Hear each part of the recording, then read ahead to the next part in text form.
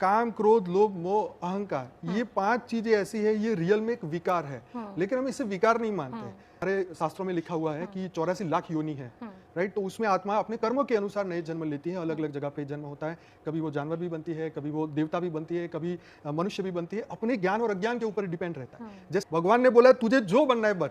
मृत्यु के समय पे मनुष्य जो सोचता है वैसे ही उसकी गति होती है। जैसे कोई डॉन टाइप का बंदा है, बहुत उसने कत्ल किए, तो जब मृत्यु के समय पे क्या होगा, वो लोग जानवर ही बनेंगे।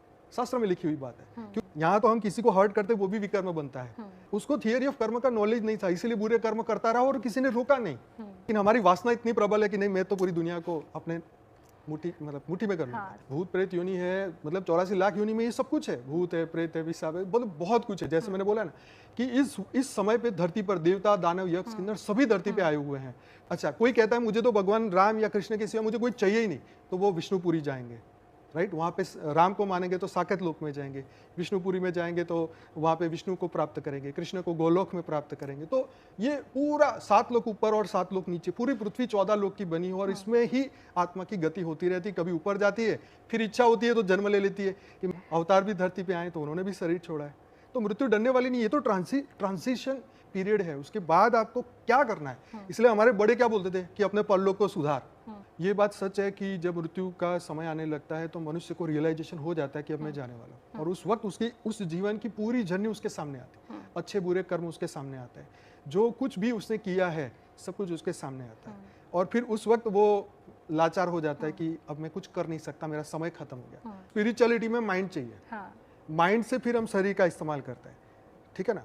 शरीर का इस्तेमाल पहले विचारों में आता है कि मैं ये कर्म करूं, ये मैं वॉक करने जाऊं, तो पहले विचार आता है। तो विचार शरीर को बनाता है, मन का असर शरीर पे आता है। भगवान कृष्ण ने क्या बोला है कि शरीर से श्रेष्ठ है मन, मन से श्रेष्ठ बुद्धि, और बुद्धि से श्रेष्ठ आत्मा।